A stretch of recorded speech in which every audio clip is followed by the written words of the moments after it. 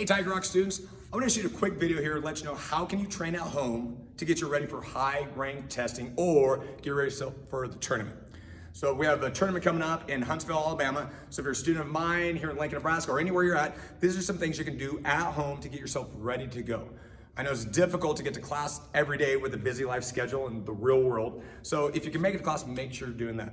Also, make sure you're going through testing practice run-throughs with other students so that way you're used to going through the process in order as if you're testing. So I'd recommend once a week until testing, go through everything in order. But on the daily practice, how can I get myself ready if I'm not at the academy, if I'm not at the training center? We have a student named Lori Kratzer. And Lori, if you're watching this, I'm talking about you, so thank you for being part of this. She's testing for 4th degree coming up in 3 weeks. And she's been training at home. She doesn't have an academy up there. And she comes to train with us every other month or so, if even that, and training at home. And so she's putting those extra work and grinding at home. So congratulations and thank you. So she asked, well, what can I do? I said, this is what I did for getting ready for high rank testings and competitions, and this is what she can do too. So you have the events that you're getting ready for. So I'm gonna kind of blurt these out real quick. You have your forms practice, which is the technical part, which I'm not gonna go through any of that now. I'm gonna go through the conditioning part of this. You have your defense 15, sparring 15. That's technical. Again, I'm not doing any of that right now, but repetition I will. You have your sparring. That's probably what I'm gonna talk about the most today. Board breaking as well, and then the strength and conditioning, which is kind of over everything we're doing. So how can I get myself ready for each of those things so I'm not stressed and I'm ready to go and I fly through everything? You don't want to be on that testing day and be super stressed. I've judged so many rings and competitions where you could just tell that before they're there, they're scared to death. I'd never even seen them do a move. I knew they're gonna have a hard time. Certain people are just ready to go because they've done it 8,000 times before. So repetition matters, but not always high intensity. You can go low intensity and then high intensity. So anyway, forms practice. I did a bunch of old school forms. It was a Thursday, so I did a little throwback Thursday. So I did a bunch of old school forms. But I committed 20 minutes to practice on forms. You pick a number. Practice for that time and then ramp it up until the end. So hopefully you have your best form at the end of the time. Pick a time to do this and then start gradually tapering it down. Now I did a lot of different forms. We used to have these old forms, white, yellow, all the way up to 6th or 5th degree black belt, and I did all those. But what I would do for the home forms, do left side, right side, nice and easy. Relax your body, stretch, do it again 3 or 4 times, and give yourself a time limit and figure out what is it gonna take for you to be at your absolute best technical form. And that's something each of us are gonna do different, so get in the habit of trying to peak on that one. I don't want you blasted every time. Warm up, relax in between sets, stretch, do whatever you need to do so you're at your absolute peak level. Okay, so that's number 1. So conditioning, spending time doing this and figuring out what you need to get to that spot. If you're going for the Art Monroe Challenge, and you need to rep out, my man or girl. And so that was awesome because you do your form and you do it so many times after you win, so conditioning will matter. So if you're going for that, get a habit of doing the form over and over and over and over and over again.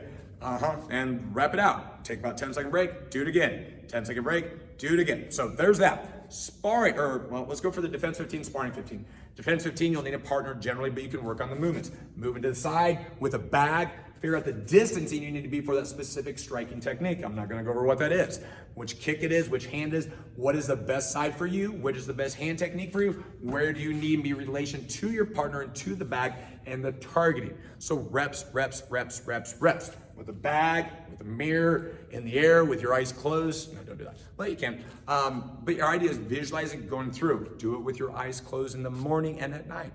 All these things help getting yourself ready.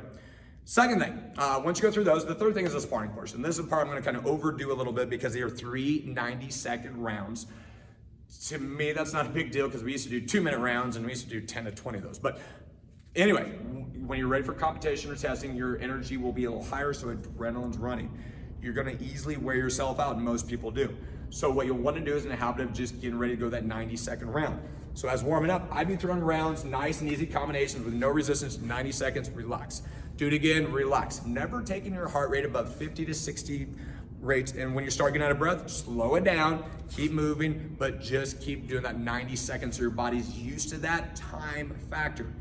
Don't stress out the entire time we're gonna do this. This is at home training, doing blocking drills, combination drills, so you're doing this, but relaxed and fluid and technical, hands in the right position, body in the right position, make the details matter, but not high intensity, drop the intensity down. Now I would do a lot of that. I would do that. I did it 10 rounds, legit is what I did. 90-second rounds, and then I did about 10 to 20-second break. Let my body relax, got to where I needed to go, internalize things, and I just kept going.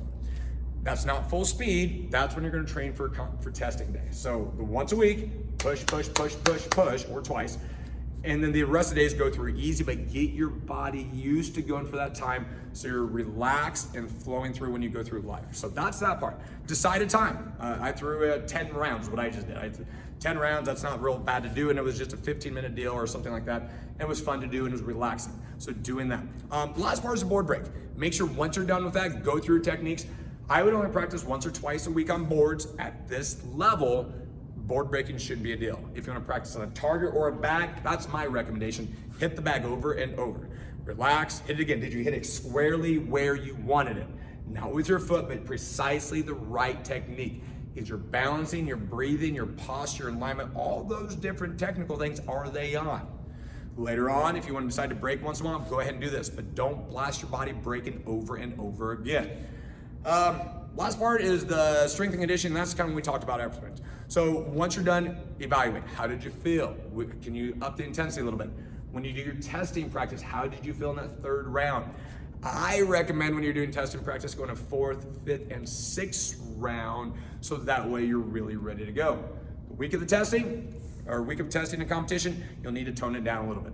Still do the moves you need to do, still relax, still stretch every day, but you want to drop the intensity down. Whatever 6 days, 7 days is beforehand, make that your last kind of push day, and then stretch and go through the motion every single day until then. Makes you feel like you're at your best, make sure you're focused and run through things over and over again. The last part is just the fear factor. Don't overdo it. Take it from somebody who's retest, well, you can describe what it may have been, but part of it was I pushed so hard that I was just gassed the last week. It was 3 days before my senior 5th degree testing, back when it was called a senior 5th degree, and I was just cooked. And I went, I think it was a 40-minute testing. We were with my buddy, we sparred for 40 minutes. We sparred 2-minute round, 10-second break, go, and we just went, and it beat me up all to death. Most of you won't want to do that, but just being aware of that. Where's your body at? How can you be at your best? Mentally, physically, emotionally, flexibility, and even your technical stuff, which should be on the highest priority of that. So this is just an idea how to train at home, how to get yourself ready, how to go through those motions so that way you're at your best on the competition day or the testing day. So hope this all helps. If you have anybody else you know that's going to the testing competition, send this video out, see if this helps. If you haven't, make sure you subscribe to my YouTube. This is Blackbelt Mindset. If I didn't say in the very beginning, this is for mindset training and totally about nutrition and fat loss as well too. So if you know anybody else who'd like this, make sure you subscribe, like this video and then make sure you hit the notifications so that way you can find out anytime I have a brand new video. So thank you all, look forward to seeing you soon.